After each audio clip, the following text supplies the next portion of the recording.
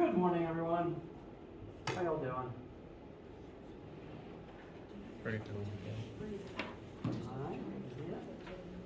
All right. Today is Friday. We're almost to the weekend, which means I can almost sleep in, so yay.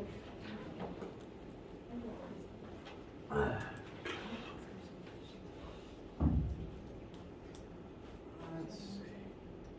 Today we're going to continue moving forward to Chapter 7. We're going to finish the example we started last time and look at a second one in addition to help try to get these concepts to help settle into your minds, because again, I found rotation to be an odd sticking point when we get to it. It is a very weird way of viewing the universe. Next Monday, November 8th, is the day that the Chapter 6 homework and quiz is due, so please be working on that. Let me know any issues you have as you're working it. I'm also hoping to have your tests done by then, and if that's the case, we will spend the day going over them together, in addition to looking at Chapter 6 homework and quiz related questions. And then we'll spend the rest of next week probably talking about Chapter 7, closing that out, and eventually moving on to Chapter 8. I will be soon posting the Chapter 7 assignments just so that they're out and you can work on them when you get to them. I'm going to try to set that due date as Monday the 15th, try to get up the habit of, again, want to do every week. So they'll be due a week after the current Chapter 6 set, to give everyone time to work on them. That's everything that's coming up for right now. Next week should be a normal week in terms of lecture and lab, so do report as normal. Any questions about any of this or anything random before we get started today? Yes? How are the tests looking? They're looking fine. Again, the stack is just pretty big. I want to talk more about them when I actually have them in everybody's hands. The scores do average where I was expecting, but they're made up of high highs and occasionally low lows. So I will be posting the answer key because I do want people to be able to review it. I think in general everything is going to average out where it's supposed to be though. And again, I can't tell you how to feel, but I will at least present you with the data that everyone is doing fine, and that will continue, I promise.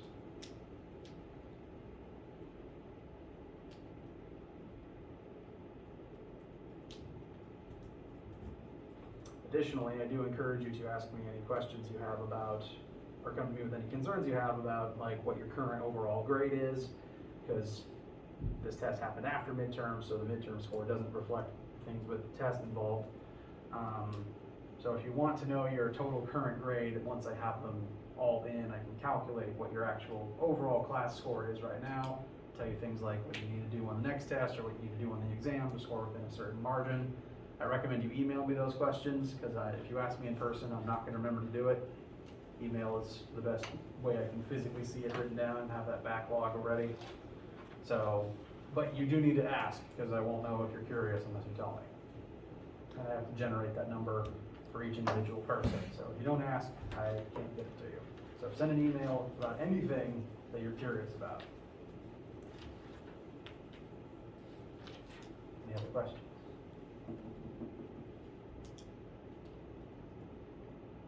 All right.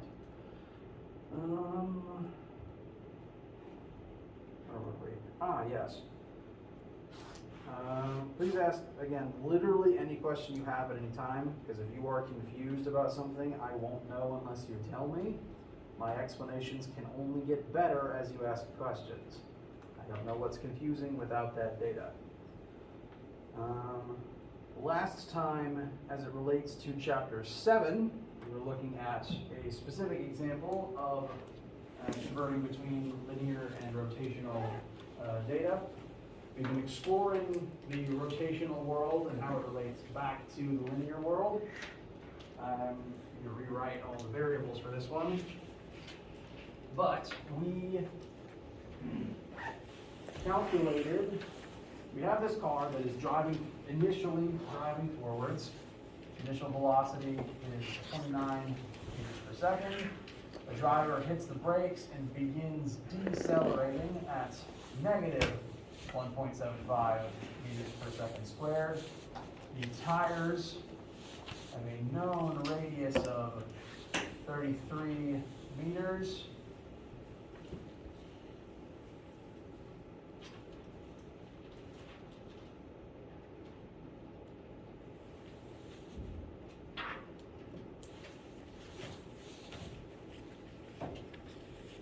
And we were asked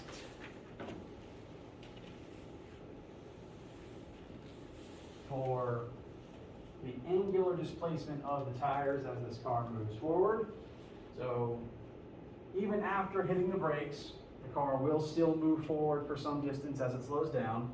As the car moves forward, its wheels are still spinning, so they themselves are also undergoing an angular deceleration, changing their angular velocity.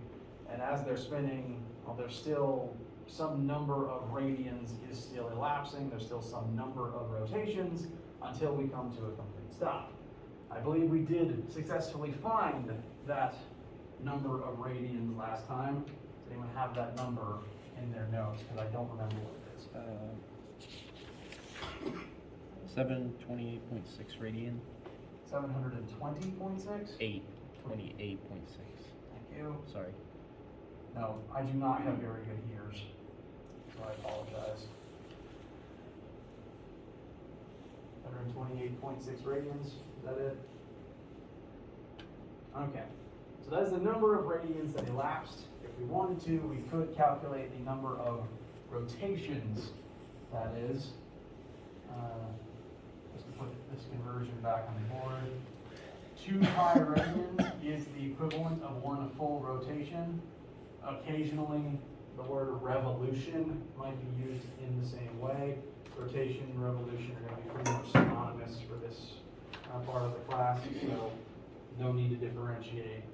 They're just a full there's just a full cycle of the spin.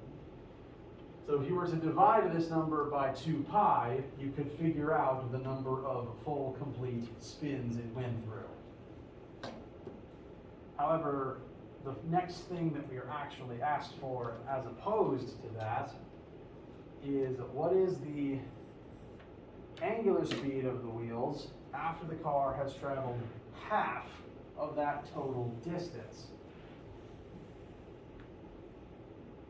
I'm going to call that angular velocity with a subscript 1/2, because this is not technically the final speed. The final speed is 0, because the car is slowing down to a stopping point. However, this is supposed to be the angular speed of the wheels halfway through the complete deceleration process. So the car would have moved, if the car slides forward a total of 10 meters, for example, what is the speed of the tires specifically after you would have covered 5 of that 10? So we want to know, I guess functionally, angular velocity final. It's just the point in time is halfway through.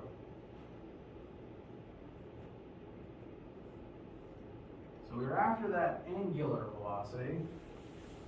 We don't officially have the number for how far forward the car rolled, but we do know how much the wheel rolled in terms of radians.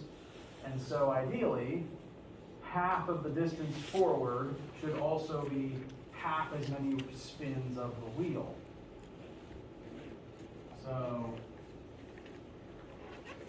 if we take that delta theta and divide it by 2, that should be the delta theta, the number of rotations that would have passed to get us to this point. And that number is about 360. I bemoan my ability to do quick calculations in my own head. 164.3. 364.3? Yes. Thank you very much.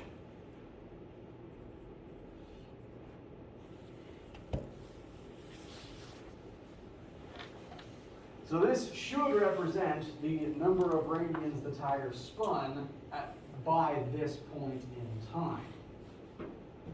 So we know this, we want this. I believe we also found the angular counterpart to initial velocity and acceleration last time. If someone can remind me of those numbers, I'll jot them back down.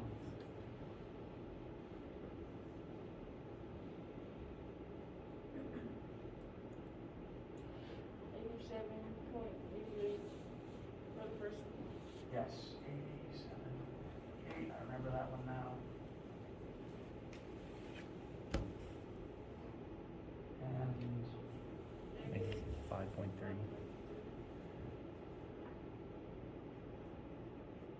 very good. And we found those numbers by dividing our linear versions by radius, because you can use the radius to transform anything angular into anything linear and back again using these and similar conversions. So that's how we found those numbers last time. So in this angular world, we know initial angular velocity, angular acceleration, the displacement at the specific moment in time that we care about, and we want to know the velocity at that specific moment in time that we care about. If it helps, I'll reclassify this as final 1/2, because it's in the formulas you should be looking for final.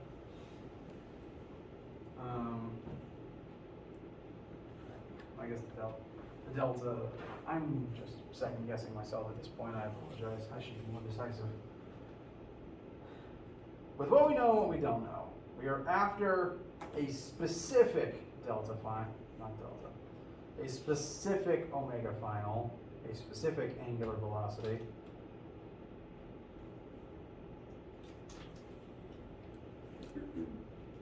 Which of our formulas might be the best one to try to use?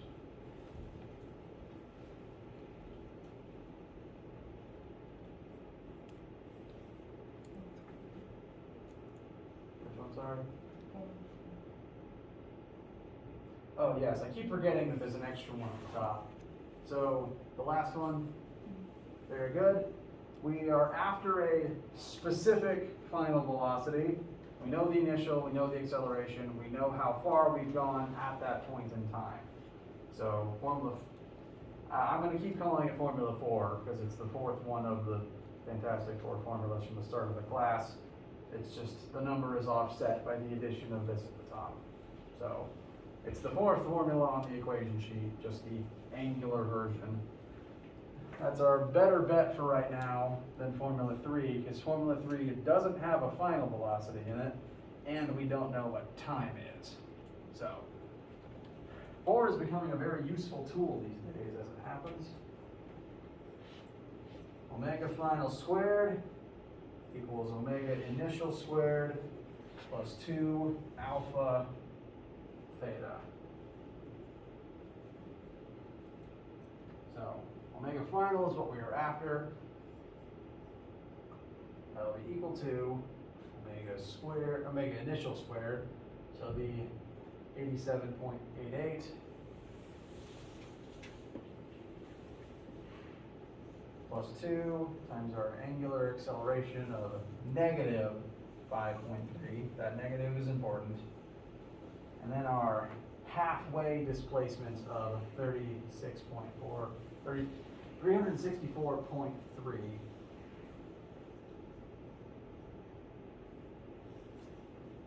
Beginning to seriously wonder if I have something that just makes the wrong word come out of my mouth sometimes. I do apologize for that. We have everything we need to find our final answer. I'm going to show a few more steps of this algebra along the way.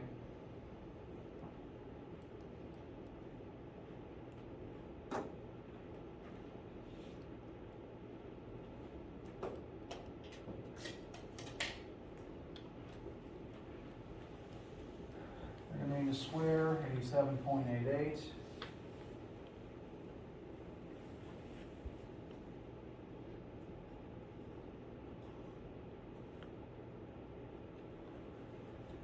Then 2 times negative 5.3 times 364.3.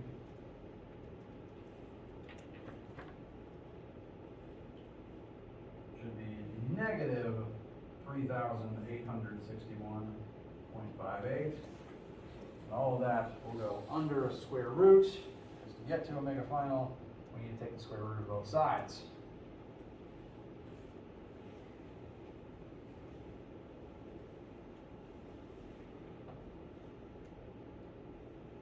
All that together should give us one number for omega final.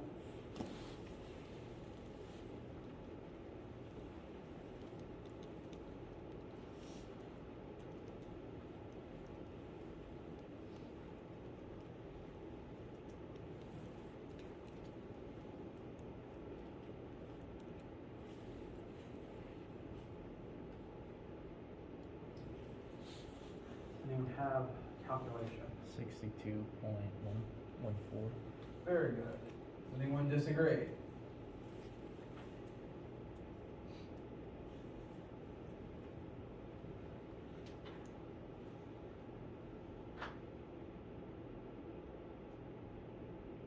Alright, so that is a freeze frame snapshot of the tire's angular velocity at this halfway point. Very good. The last question present for right now is asking us to convert that into RPM. Rotations per minute is just a slightly different unit for angular velocity. I think I mentioned it Wednesday. Your car has an RPM meter, usually I think on the left side of the dash panel on most cars. And most people tend not to utilize it. I certainly don't pay much attention to it. But that is the same rotations per minute that we're actually calculating here. It's just the number of full revolutions the tire made in 1 minute. And we just want to convert this number into RPM. This is just a straightforward conversion. I'll show the steps on the board. We need to convert radians into rotations. We know that 2 pi radians is 1 full rotation of the wheel. So we'll put 2 pi on the bottom to cancel out rads, leave us with 1 rot on the top. And then we want to turn seconds into minutes. Seconds is originally on the bottom, so we'll put 60 seconds on top of our conversion and 1 minute on the bottom. So we'll divide by 2 pi and multiply by 60. And we should get a pretty big number out of this. That is to be expected. You can fit a lot of rotations in 1 minute. If you do, I encourage you to take a glance at the RPM meter of the next car that you drive. The numbers tend to be pretty big. The dial goes up in steps of 1,000 most of the time. Especially when you're going at interstate speeds, the tires are spinning pretty fast. There's a lot of rotation in things.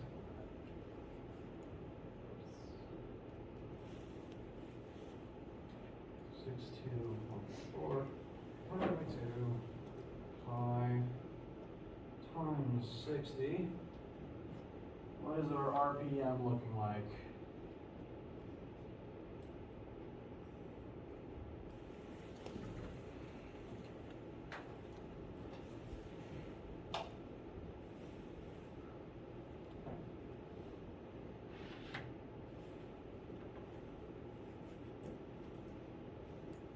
I'm getting, please let me know if you disagree or don't reach the same number, 593.4 approximately. Any disagreements?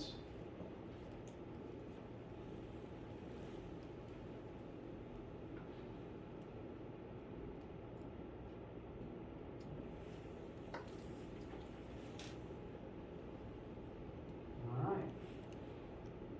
So that's this one completely done.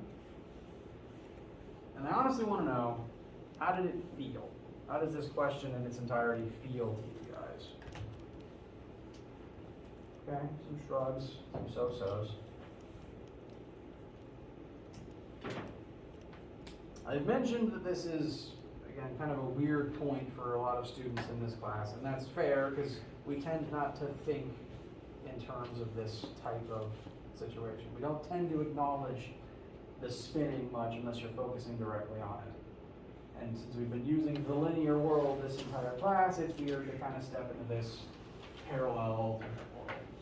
So I want to show you, today specifically, before introducing anything else new, I want to do a second example, show you a different case, a different application of where you do see this kind of thing, one that you've experienced before as well, help it feel a little more real. So we'll pause for a second while I swap all of the stuff on the board. Any questions before we pause?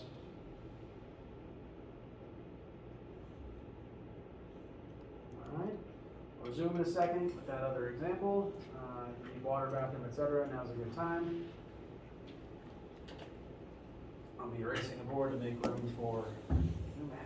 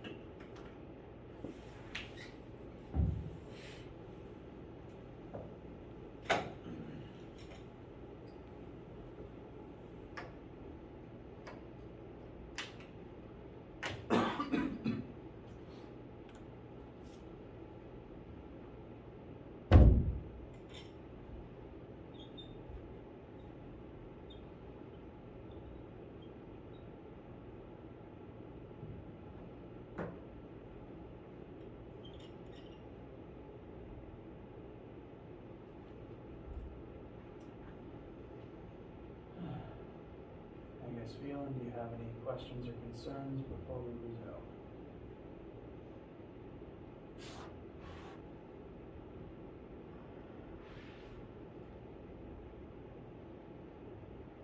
All right. Before the example itself, I want us to think briefly about a situation, well, a series of related situations that you've probably noticed at a certain point in your life. Have you ever ridden a bike on a rainy, muddy day? Do you happen to recall one of the worst things that can happen to you in that situation? riding a bike on a rainy, muddy day. Less traction. You lose traction and you can fall. That's pretty bad. That is very bad. That's probably the worst thing that could happen. The second worst thing that could happen is your back get muddy and wet. Has anyone ever experienced that? No. All right. If you haven't experienced that, you might be wondering why your back gets mud on it if you yourself are on the bike. You know? Yeah. How's that? I didn't do it on a bike. I was on a Four-wheeler? Yeah, and I still got mud on my back. You remember how that happened? Nope, I still don't know how that happened. All right, well, we're going to find out today. So, let's say that this is the tire of any wheeled vehicle, and I'm going to consider this direction as forwards for right now. So you're riding forwards, it's a wet, muddy day, and as it often tends to do, mud will stick to your tires. They're going to get wet, they're going to get dirty, there's going to be particulates all over the tire's surface. And while those particulates are attached to the tire, they're going to be moving at exactly the same rate as the tire. They're going to move forward with the vehicle, and they're going to share the tire's angular velocity, angular acceleration, all that good stuff. So for as long as something is attached at this specific radius, it will share all the same rotational data. But if we're driving forwards, mud occasionally is going to fall off. The water's going to sling off. The mud's probably going to come with it. And I would like to ask you, if the mud is, say the mud connects right where my hand is, and we're driving forwards, and the mud flies off of the tire, it disconnects right here. What's going to happen to it? It's going to fly upwards. Very good. So up till this point, that mud was moving at the same angular velocity as the wheel itself. Once it lets go, there's nothing compelling it to keep moving in a circle anymore. It's not going to keep spinning unless it's attached to something that's spinning, because most objects don't spin unless specifically told to in a specific situation. So this mud isn't going to rotate anymore once it's free. It's just going to move forwards. Because it has momentum telling it to keep moving, it's just not going to move in a circle anymore. So at this point, all of its momentum is telling it to go up, if this is when it lets go. Because the moment leading up to this, the last linear direction it was moving in as a part of the tire was upwards. If we freeze frame right here, this piece of the tire is moving upwards, this piece of the tire is moving forwards, this piece moves down, and this piece moves back. So every different point of the wheel is technically moving in a different direction. The surface of every part of the wheel is moving in a different direction. And whenever mud decides to come off and let go, it's going to fly off in the direction that that part of the tire was moving in at that instant in time. If the mud flies off here, it'll go up. If it flies off here, it'll go forwards. If this is a bike tire or a four-wheeler tire, either of those directions will result in you getting dirty. This is why most vehicles like bikes and four-wheelers, at least most bikes used to have these, tended to have like a piece of metal over the tire, literally a mud guard, try to catch some of that. I don't think most of my bikes did though, because I think they were mostly mountain bikes that weren't supposed to be out in the rain in the first place. But I guarantee that there's other places you've experienced this. The general rule is, when an object comes free from some sort of rotational or orbital pattern, its own momentum is going to compel it to keep moving in a straight line based on how it was just moving on the tire. We refer to this as tangential velocity because the movement itself, very specifically, is tangent to the circle. if there was mud on this wheel and it let go right here, and the wheel was spinning clockwise like I currently have drawn, it would fly off in this direction, because that is the tangential velocity of the wheel at that position. Likewise, if it let go here, it would go down, so on and so forth. So, the word tangential, I'm going to start using it more often in this case, is going to become pretty synonymous with linear, because if you're calculating the tangential launch velocity off of this tire, it's the same as the linear velocity of that tire at that moment in time. Because if you were looking at a wheel on the ground, the point where it connects to the ground is part of that tangent. Because most wheels only have one point of contact with the ground. So the linear velocity of this wheel is the tangential velocity of this wheel. The speed at which this wheel would roll forwards on the ground is the same as the speed that mud would sling upwards off of it if this is when it would let go. So linear and tangential are going to become pretty synonymous. And you've seen this in lots of different places. You probably felt this in a few different places. This drawing that I have up here that I kind of repurposed is meant to represent the inner workings of a pitching machine, either for tennis or maybe baseball. Most of those machines have one or usually two wheels, both spinning in such a way that if the ball was between them, the tangential velocity from both wheels would shoot the ball out in a straight line in one direction. So those machines are literally making use of this linear tangential phenomenon, converting rotational motion of the wheel into linear motion of the projectile. Additionally, I don't think I was the only one who played this game as a kid. You might have, say, been on a playground and gone on a merry-go, not like the big mechanized merry-go-round, but the small little one that had to be manually powered, looked kind of like this. And you had to get on and spin yourself around. And I think since I was the biggest of my cousins, I would be the one physically spinning it while my cousins were holding on. And when you eventually let go, you don't fly out this way, you would fly out to either side depending on which direction it was spinning in. So you felt this somehow, somewhere in your life. And we're going to look at one more example that is, again, some linear rotational conversions that makes use of this fact. Now, this is a question that I did when I was in your seats as a student, and it's just tradition at this point to look at the grasshopper problem. So rather than mud on a tire or a ball in a pitching machine, we are going to be looking at the case of a grasshopper sitting on a record that is about to start playing on a record player. Now the grasshopper is not in any danger, because when has a bug ever died from a fall? So the grasshopper will be fine in this situation, but said hopper is going to be parked on this disc. We know the radius of that disc. We will treat that radius as the distance from the center to where the grasshopper is, for simplicity's sake. He's just going to hang on to the edge there. That radius is 20 centimeters, and whoever owns this record player is going to come over and set it to spin at a rate of 40 revolutions per minute.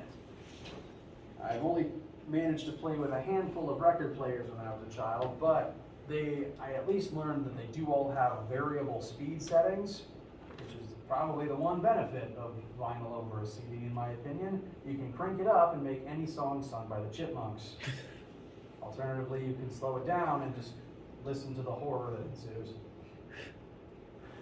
So this particular record begins at 0 revolutions per minute, because it's just sitting still until someone turns it on. It's then going to speed up to 45 revolutions per minute over a period of 3 seconds. Before we do much else, I'm going to point out that some of these units aren't in the form that we're going to want to use them in. For example, what should we convert 20 centimeters to? Bless you.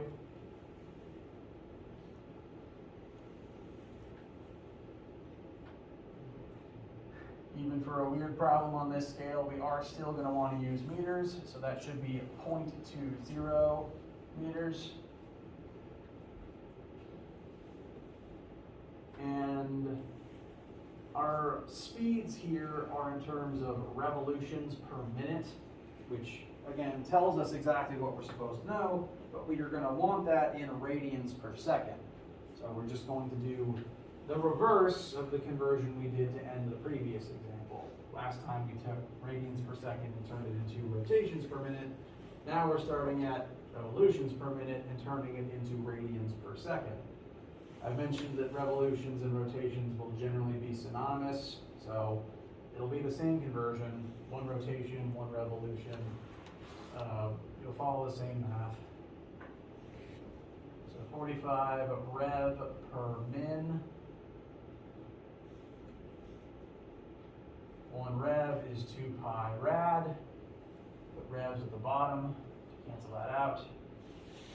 Then 1 minute at the top to cancel that out. 60 seconds underneath.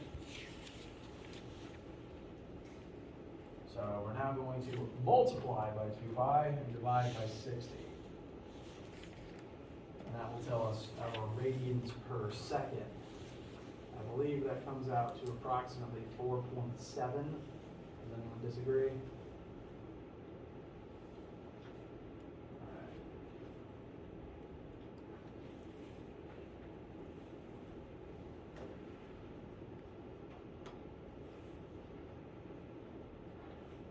Whoops, wrote that on the wrong one. And thankfully, intuitively, 0 revs per minute is also 0 rads per second. There's no conversion there. It's 0 is 0, it's not moving yet at the beginning. All right, so we know radius, initial velocity, final velocity, and the time it takes to change from initial velocity to final velocity. The first thing we're formally asked for is the player's angular acceleration during this time. We want to know the rate at which it's going to speed up. Bless you. So with what we know and what we don't know, up till this point we know pretty much only angular variables, so it's going to be pretty safe to operate using just angular formulas for right now. What formula with what we know and what we want should be the best one to proceed for right now? Actually, I should put them up on the board.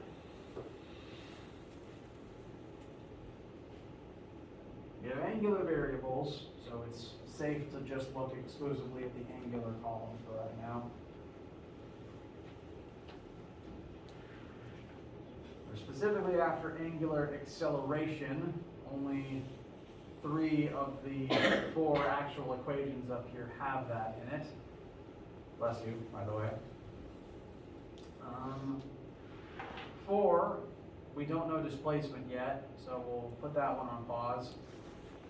3, we still don't know displacement, so we'll put that one on pause too. Formula 2, I'm talking about them in terms of the Fantastic Four numbers. Formula 2, we want alpha, we know final and initial omega, and we know time. So formula 3 should do us for right now.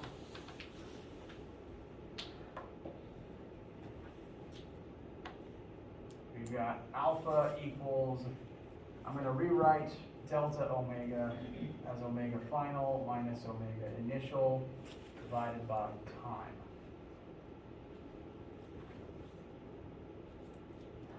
And we know everything except alpha, so we're good to proceed. Alpha will equal 4.7 minus 0 divided by 3 seconds.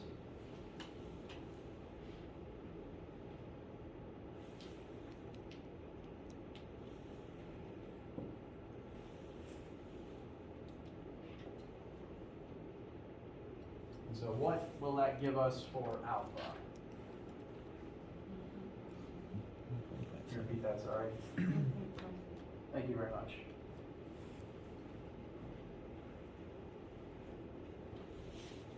.57, and since this is alpha, it's going to be radians per second squared. So we have found the angular acceleration of the entire record player.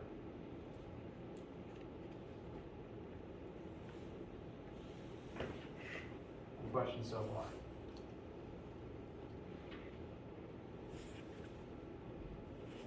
All right.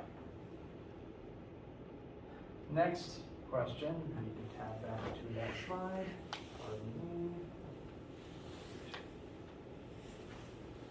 Our next question is, what is the tangential / linear acceleration of the grasshopper during this time as the disk speeds up?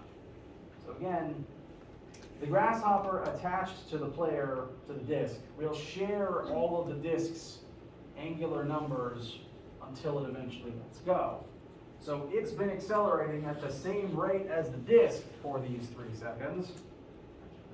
So as long as it's still attached, it will have the same angular acceleration while attached. Which means that in order to find its linear acceleration, we just need to convert this angular number into its linear counterpart. Which, bless you again, I think that was a sneeze. We can use one of our linear angular conversion factors in order to do that. We know the radius of the disk, and we know specifically the radius that the grasshopper is from the center of the disk. It's sitting right on the edge, so that radius will work here. We're just going to multiply radius by the alpha we just found. Questions thus far? All right. So, acceleration equals r times alpha. Our radius in meters is 0.2. The alpha we just found is 1.57. And that should give us 0.34 approximately, maybe.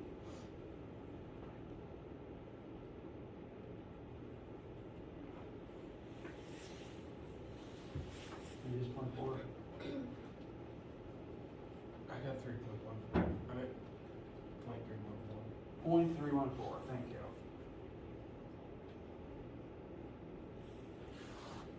And since this is now linear acceleration, that's going to be in good old-fashioned meters per second squared.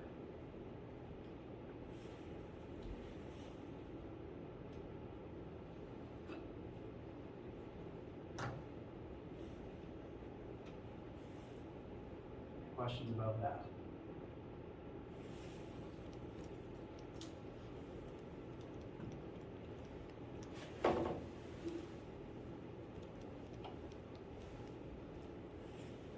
All right. So as long as the grasshopper is attached, it's going to have the same statistics as the disk itself when it comes to rotation and its velocity. Now after 5 seconds of holding on, not really for dear life, because again, bugs don't really die from bless you. If the grasshopper lets go after 5 seconds, at what speed will it launch at? Like I said, this will be similar to the pitching machine, where the linear tangential speed at the edge of the disk will be the same as the speed at which the projectile launches off of it. Additionally, the launch will be tangent to the disk's edge the moment he lets go. So if, for example, this is the disk and this is the moment when the grasshopper lets go, disk is spinning counterclockwise. Let's go right here. What direction is the grasshopper going to fly away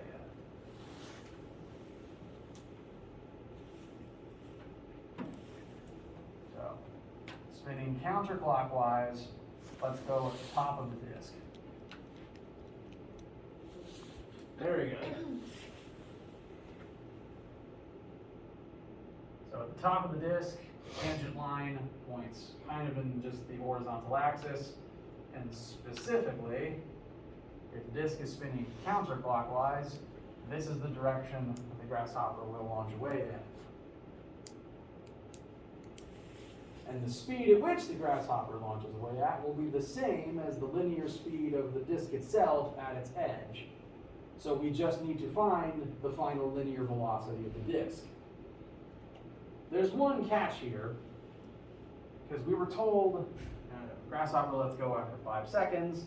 We just found the linear acceleration of the disk. You might be tempted to use this acceleration and 5 seconds to find linear velocity, which wouldn't be a bad guess, except earlier in the question, we were told that it takes 3 seconds to get up to the disk's top speed, at which point it tops out and just stays there.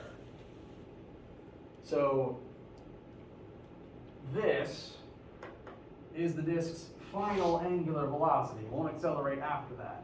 At second 3 and second 5, the disk will still be moving at this same speed. So this is actually the velocity that we need to convert into linear form, because this is the top speed the disk will move at.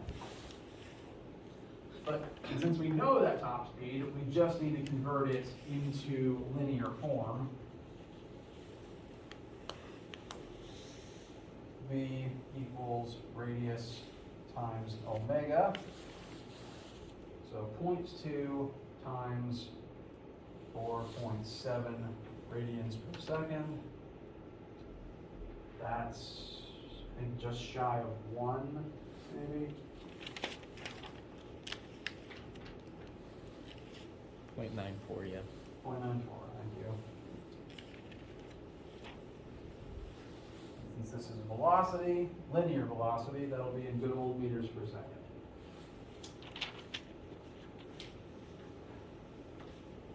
So, spinning objects, objects that are in rotation about some axis, can be used to help launch other objects off of themselves. Like I said, this has some useful applications in both sports technology and in playground equipment.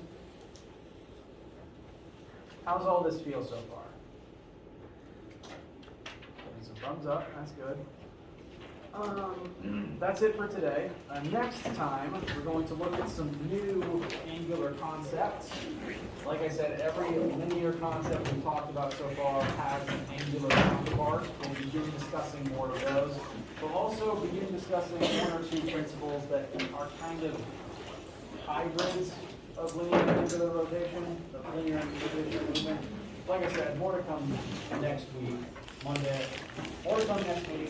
For right now, though, focus on your Chapter 6 assignments. And if we don't have you for lab today, have a nice day and have a nice weekend.